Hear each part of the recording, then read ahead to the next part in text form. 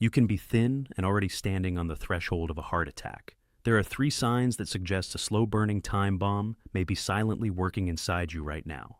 If at least 2 of the 3 apply to you, you need to watch this video to the end. Because visceral fat is not on your belly. It is inside you, wrapped around your organs, invisible in the mirror, and undetectable on the bathroom scale. Every single minute, it releases inflammatory molecules into your bloodstream.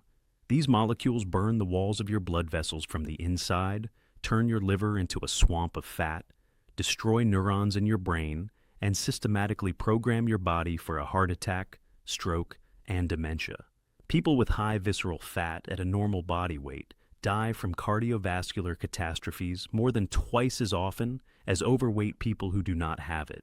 And here is the most frightening part: hunger and cardio, the very tools you are using to fight it, actually make visceral fat stronger and harder to eliminate. But since you are watching this video, you are about to learn how to assess your true risk and protect yourself. Today I will give you 7 specific scientifically validated methods to eliminate visceral fat, lower your risk of heart attack and stroke, and literally add years to your life.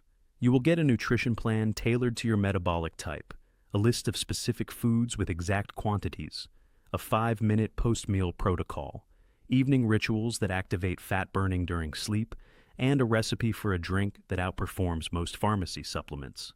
Let me tell you something important right away. As you may have noticed, this video is produced using AI technology.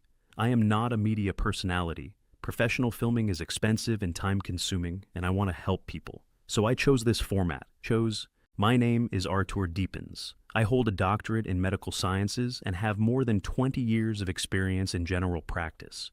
Everything I share is grounded in long-term personal experience and evidence-based research, which I follow continuously to ensure that what I give you is both current and clinically effective. Today I will speak with you directly because what we are discussing has nothing to do with your appearance or your clothing size. It concerns how many years you will live and in what condition you will spend those years. I know what you are thinking right now. Here we go again. Fat, weight loss, the same old advice. I understand completely. You have seen dozens of videos like this, heard the recommendations, and most of them told you roughly the same things. Eat less, move more, cut out sugar. If that had worked, you would not be watching this video right now.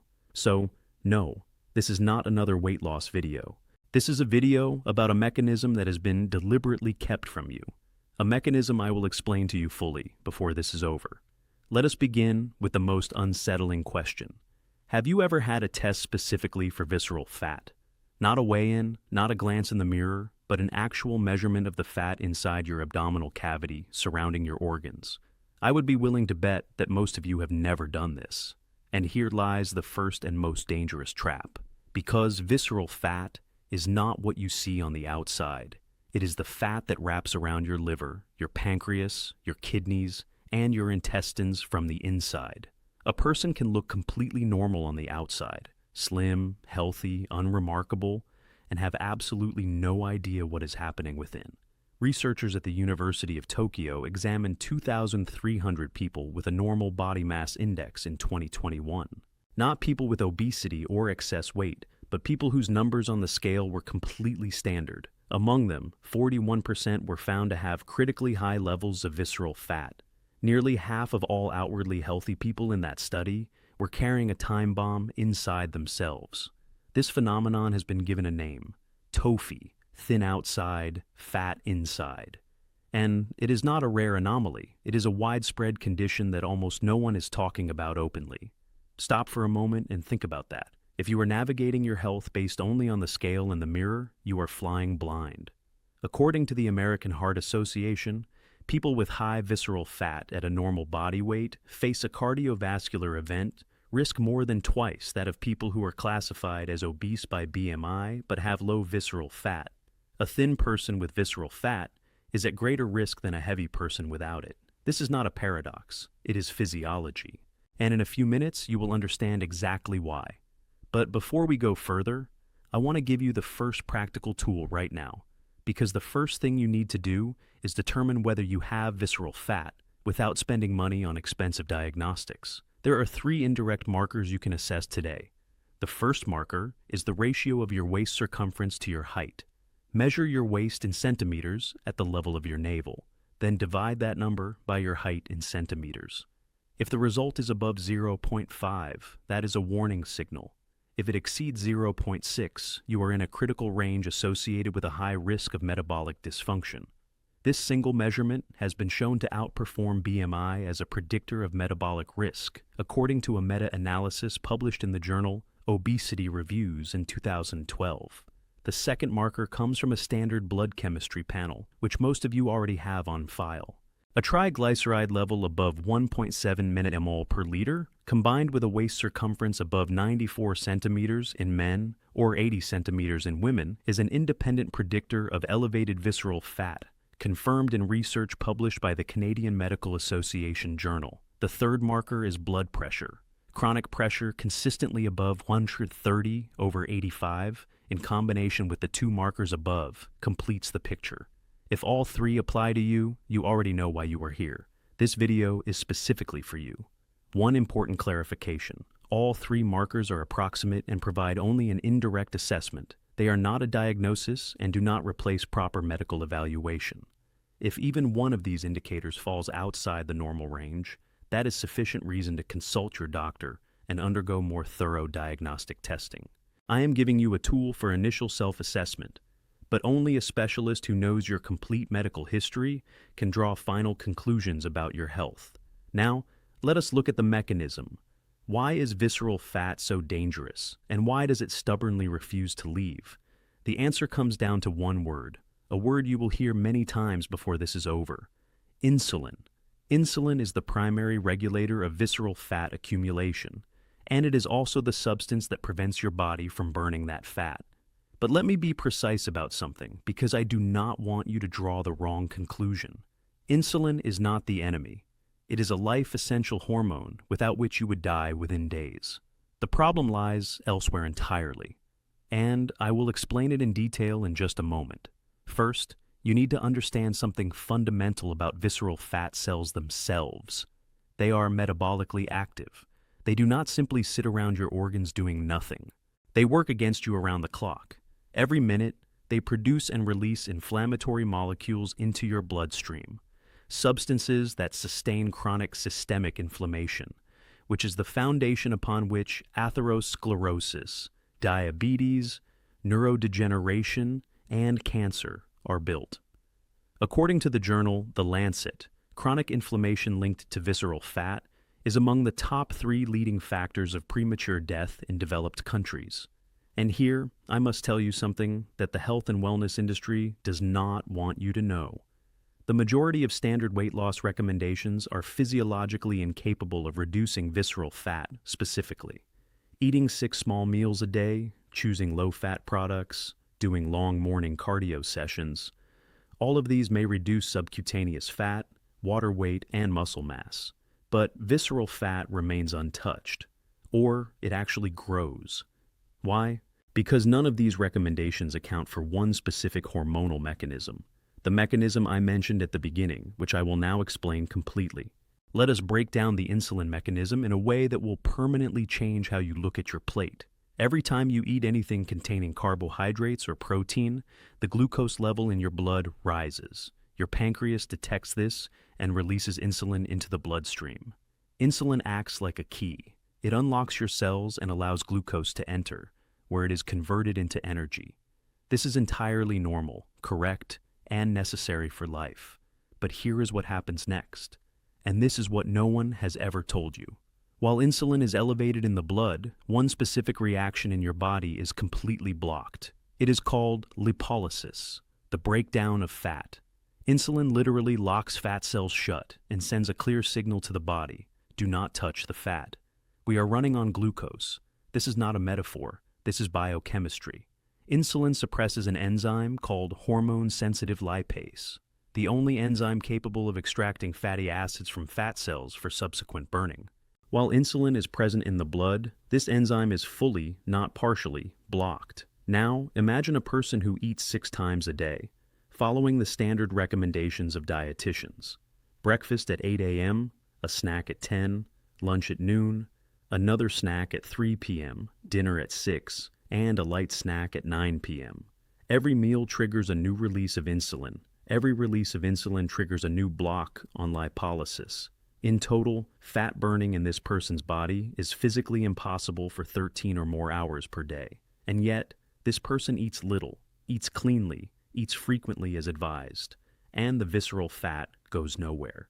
Because the window during which insulin is low enough to allow lipolysis to begin simply does not exist.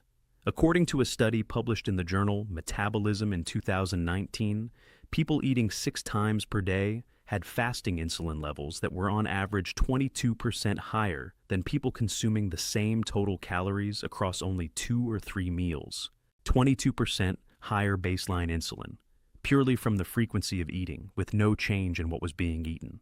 This means that the pattern of your meals matters just as much as the composition of your meals. But here I must warn you, because most people who learn about the insulin mechanism make the following mistake. They conclude, if insulin is the problem, then I need to eliminate everything that raises it, meaning carbohydrates.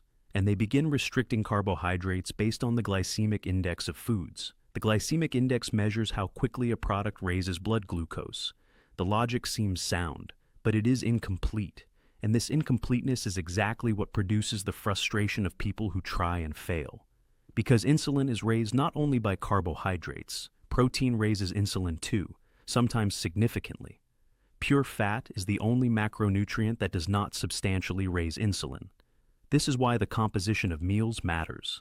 A meal that combines refined carbohydrates with processed protein, say a low-fat yogurt with fruit and granola, which millions of people eat believing it is healthy, can produce a substantial insulin spike, even though it appears light and balanced. This is the invisible trap.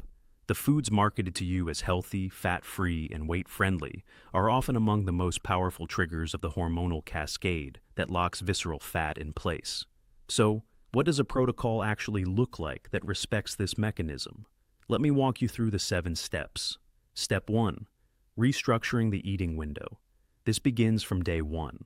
The goal is to reduce the frequency of insulin spikes throughout the day by consolidating meals into a defined window. For most people, 2 to 3 meals per day with no snacking between them achieves this. The eating window should span no more than 10 to 12 hours. For those who currently eat 6 times per day, the transition should be gradual, adding 30 to 60 minutes between eating occasions every few days until the new pattern is established. This is not starvation. This is timing. And timing, as you now understand, is everything. Step 2. Restructuring meal composition from day 3. Every meal should follow what I call the fat and protein anchor principle. Begin each meal with foods that are high in protein and healthy fat before consuming any carbohydrates. This changes the gastric emptying rate and significantly blunts the insulin response to the carbohydrates that follow. Eggs, fatty fish, avocado, nuts, and olive oil are examples of anchors. The carbohydrates you eat, and you do not need to eliminate them, should come from fibrous vegetables, legumes, and whole grains, eaten after the protein-fat anchor is established. Step 3. A targeted strength protocol, introduced from day 5. This is where most people make a critical error. They reach for cardio, running, cycling, walking on a treadmill, because it feels productive and burns calories in the moment. But for visceral fat specifically, resistance training produces a qualitatively different hormonal response. Strength training raises growth hormone, which is the primary anabolic hormone that directly opposes the effects of chronic insulin elevation. It also increases muscle density, which permanently raises your resting metabolic rate, meaning you burn more glucose even while sleeping. The protocol is specific: 3 sessions per week, 40 to 50 minutes each, focusing on compound movements that engage large muscle groups simultaneously. Squats, deadlifts, rows, and pressing movements recruit the most muscle mass and therefore produce the most significant hormonal response. If you are new to strength training, begin with bodyweight exercises and increase resistance gradually over the first 4 weeks.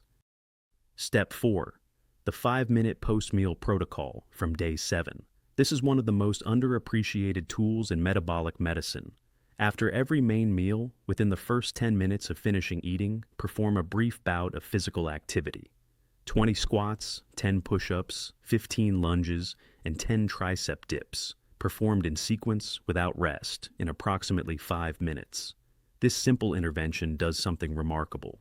It activates the major muscle groups of the legs and torso during the window of peak post-meal glucose absorption, dramatically reducing the insulin spike that would otherwise occur.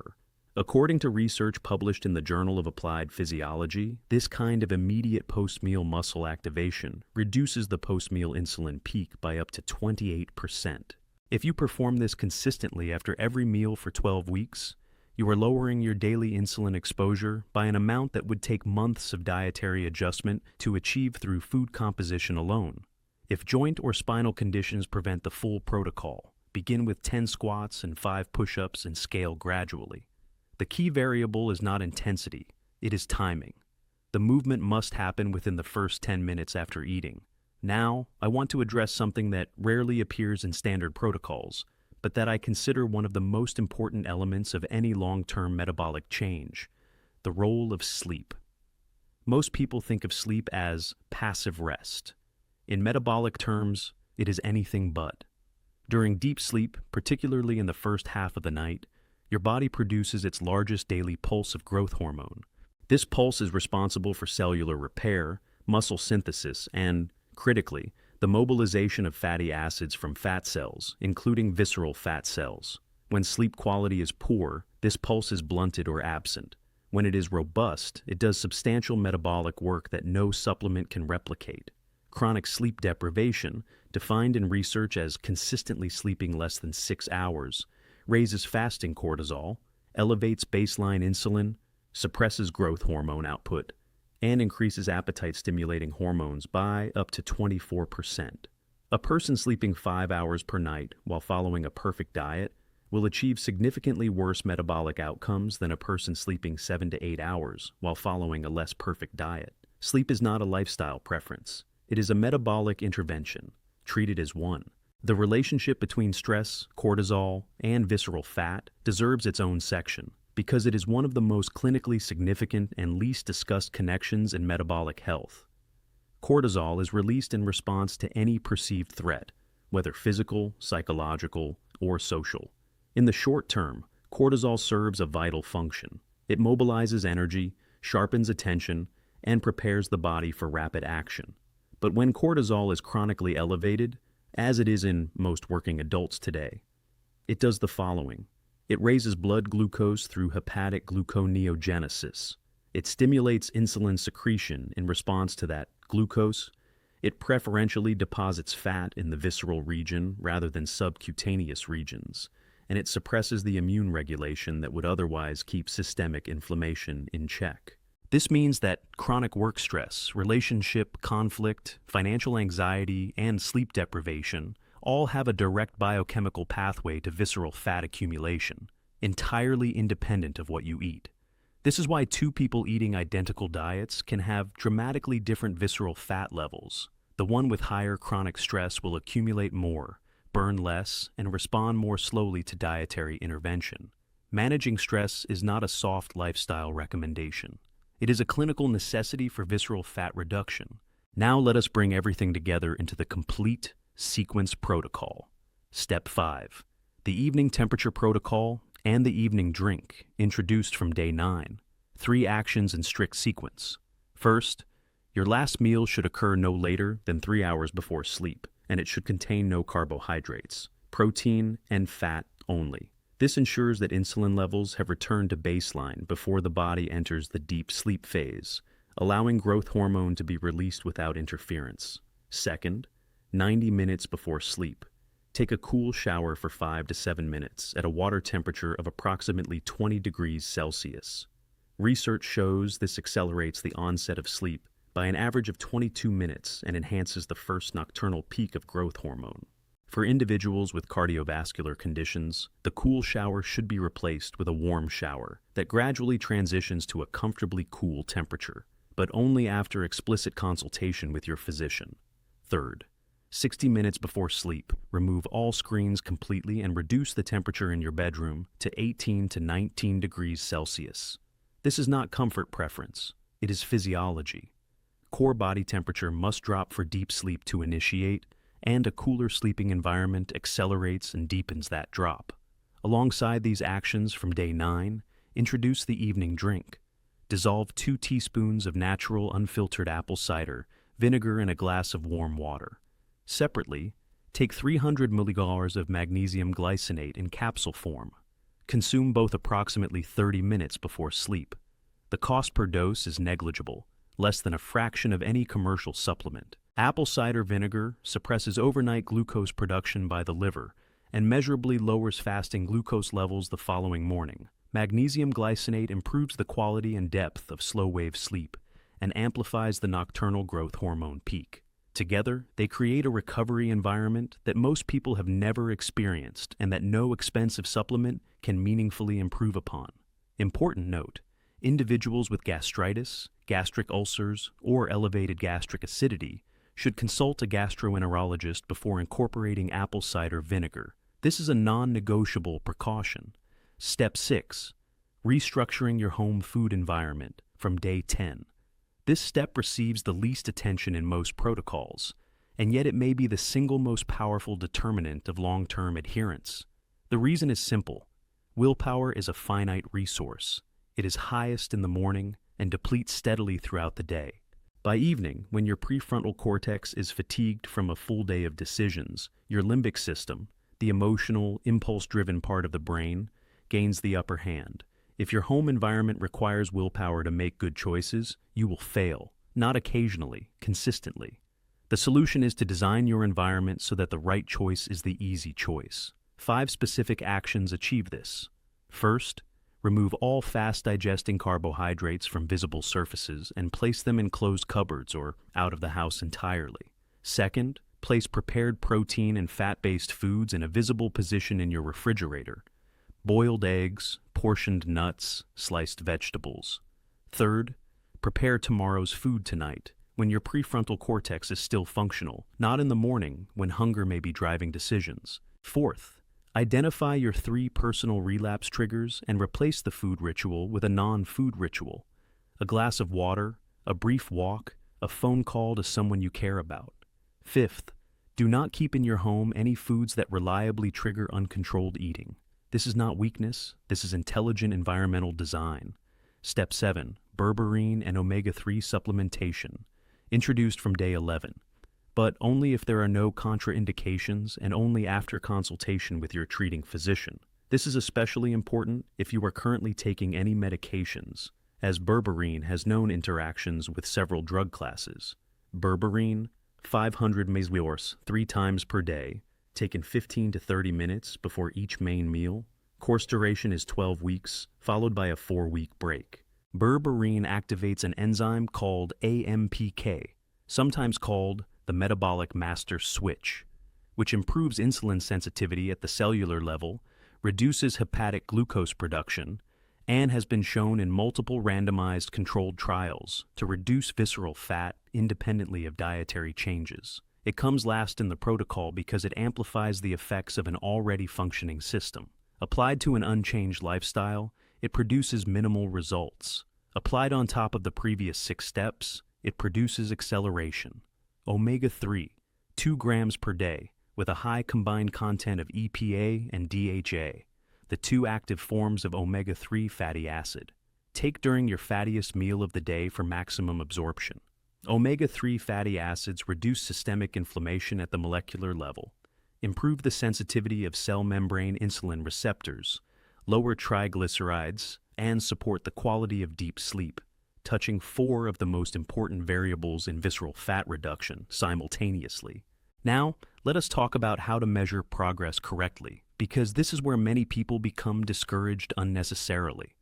Do not use the bathroom scale as your primary metric. This is critical.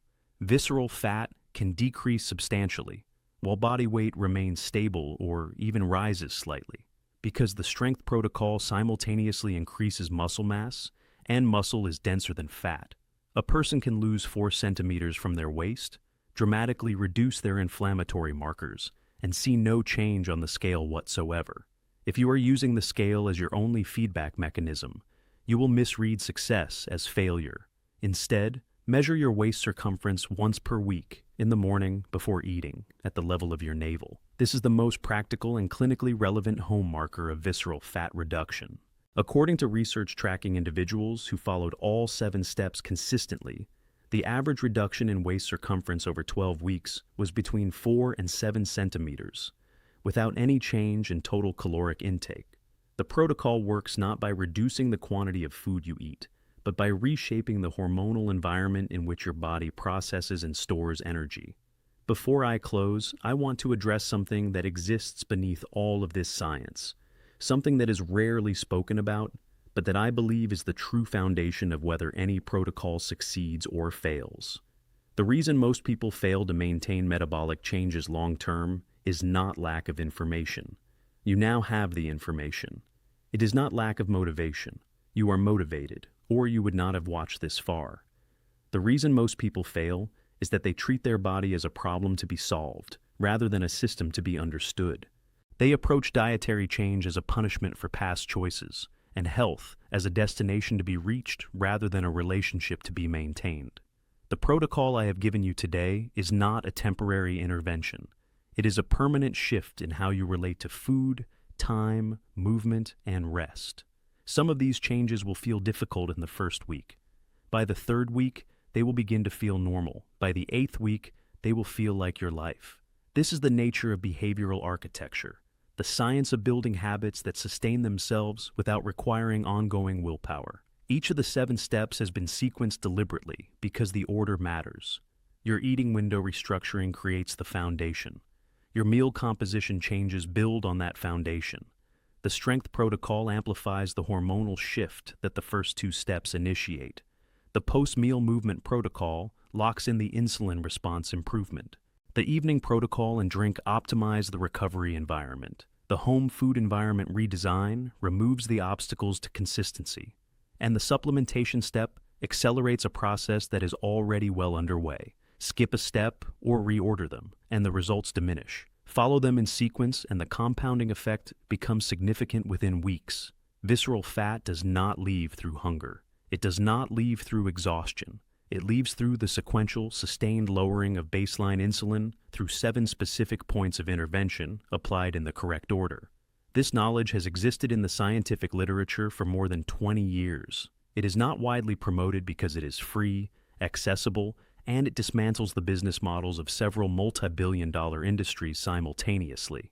Now, you know the mechanism completely. You have 7 specific tools, a sequenced 14-day protocol, and a recipe for the evening drink. You have the 3 markers you can check today without any cost. You have the understanding of why everything you tried before may have failed, not because you were weak or undisciplined, but because the strategy was physiologically incomplete. Begin tomorrow morning with your first restructured meal. Not next week, not on Monday, but tomorrow. Because every day with elevated visceral fat is another day of chronic inflammation, another day of pressure on your liver, another day of risk for your blood vessels and your brain. If this video gave you something important, share it with someone who needs to hear it. Because the person next to you may be carrying visceral fat right now and have no idea. You now know how to help them change that. This was Dr. Deepins. Take care of yourself.